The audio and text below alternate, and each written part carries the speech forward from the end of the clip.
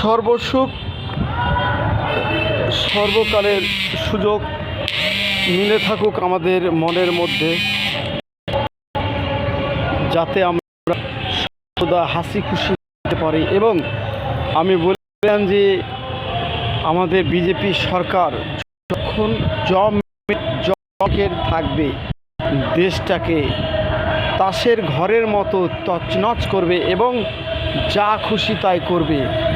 দেখুন আপনাদের সেই ভারতবর্ষকে কিভাবে অত্যাচারিত করছে আমাদের বিজেপি সরকার। ও চাইছে নিজে ভগবান আল্লাহ সৃষ্টিকর্তা বা তৈরি হতে চাইছে এবং বাদশার সাথে টেক্কা দিতে চাইছে। আপনাদের ভারতবর্ষের সেই বাদশাহ প্রিয় মানুষের সঙ্গে টক্কর নিতে চাইছে আমাদের বিজেপি কুলাঙ্গার সরকার। যতক্ষণ আপনি সরাতে না পারবেন এই কুলাঙ্গার সরকারকে, ততক্ষণ অমঙ্গল করবে, দেশটাকে তছনছ করে দেবে। যত তাড়াতাড়ি একত্রিতভাবে আপনারা সকলে ঐক্যবদ্ধভাবে এই বিজেপি সরকার সরান, না হলে বিজেপি সরকার যতক্ষণ মিনিট থাকবে, 10 সেকেন্ড থাকবে, ততই অশান্তির একটা স্লোগান। এই বিজেপি সরকার মিনিট 10 সেকেন্ড আপনাদের থাকবে জীবনে, ততটাই অমঙ্গল। দেখুন রাহুল গান্ধী এবং আমাদের থালাপতি বিজয় একত্রিতভাবে এবং আমাদের সিপিএম দল খুব কঠোর পরিশ্রম করছে।